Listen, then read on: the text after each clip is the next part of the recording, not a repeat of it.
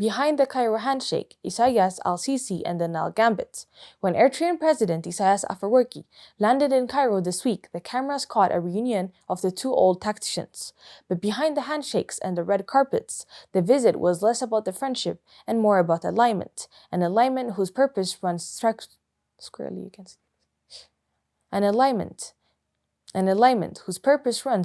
against Ethiopia's interests. Cairo called it a strategic dialogue. Addis Ababa reads it as a provocation. Hi, I'm Sarun Zamanil and this is Analytica Today. In the age of shifting reliances along the Red Sea, no trip by Isaias Afwerki is ever neutral. His latest visit to Egypt comes at a moment when Cairo is recalibrating its regional outreach, reviving Nile diplomacy, courting Gulf capitals, and probing every political fault line along Ethiopia's borders. The Eritrean leader's presence fits into the calculus like a missing piece. Cairo and Asmara have walked this before. During previous rounds of Nile tensions, Isaias played the role of a willing echo, amplifying Egypt's warnings about regional instability and water security.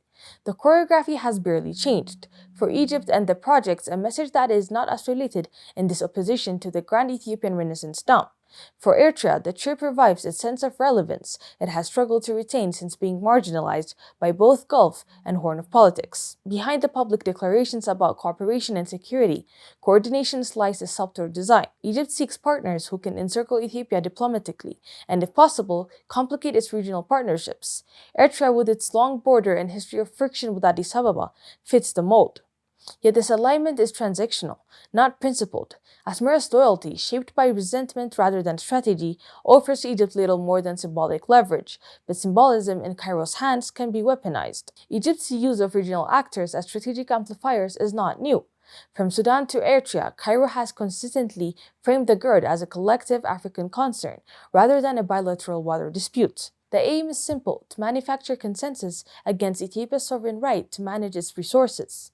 By hosting Isaias, Egypt signals to others, particularly in the Arab League and the Horn, that it can still marshal voices sympathetic to its claims. But this tactic also betrays anxiety. Ethiopia's position is reversible. What Egypt is now seeking is not control of the Nile, but the containment of Ethiopia's growing influence, particularly as Addis Ababa's diplomacy gains weight in the African Union and IGAD. Aligning with Isaias, however, whose governance isolates his own nation, may provide Cairo a short-term echo chamber, but it underscores its lack of credible regional alliances. For Isaias, the Cairo trip is less about water than about politics. It is an opportunity to break isolation, signal defiance to the West, and remind his domestic audience that Eritrea remains relevant. Yet his choice of partner exposes his contradictions. Egypt's strategic interests begin and end with the Nile, while Eritrea's depend on the Red Sea stability and trade. By tying his fortunes to Cairo's Nile agenda, Isaias risks alienating the very regional balance that keeps Eritrea afloat. In recent years, Eritrea's limited re-engagement through the Gulf and the Horn has offered chances for normalization. The visit reverses the momentum. By appearing alongside Egypt in rhetoric that implicitly targets Ethiopia, Asmara reopens old wounds and undermines efforts towards Red Sea cooperation. Ethiopia, despite its patience, cannot ignore a pattern where Eritrea's leadership repeatedly aligns with forces that oppose its progress. Addis Ababa's restraint will be tested, but Ethiopia holds the stronger hand. The GERD is operational, regional partners increasingly acknowledge its benefits, and the discourse over Nile management has shifted from accusation to adaptation. Ethiopia's message remains constant: cooperation and not confrontation defines sustainable water security. By contrast, Egypt's approach, rallying all partners like Isaias in a bid to isolate Ethiopia, reads as diplomatic repression. It is a strategy born of nostalgia, not necessity. Instead of embracing collective frameworks like the African Union-led talks, Cairo returns to the familiar theater of external alliances and political signaling. The Cairo meeting's undertone is clear, an attempt to revive pressure on Ethiopia through proxy coordination. Yet in a Horn already strained by overlapping crises, Sudan's war, Somalia's fragility, Red Sea materialization, such gamesmanship risks destabilizing the entire corridor. Rather than fostering cooperation, it fuels suspicion. Eritrea's engagement in the direction could undermine its own border stability and regional credibility.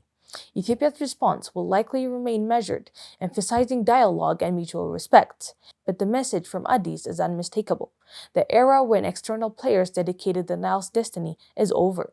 No amount of Cairo choreography can reverse the hydrological and geopolitical reality that Ethiopia is now central to the region's energy and water future.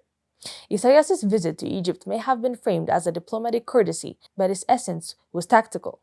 Cairo sought information, Asmara sought relevance, and both found in each other a mirror of their frustrations with Ethiopia's rise. Yet what they gained in spectacle, they lost in credibility. For the Horn, the visit is a reminder that old politics still haunt new realities, and that Ethiopia, steady and sovereign, remains the axis which the region's future will turn. And that Ethiopia, steady and sovereign, remains the axis around in which the region's future will turn. I'm Saron, and this was Analytica Today. Stay tuned for more.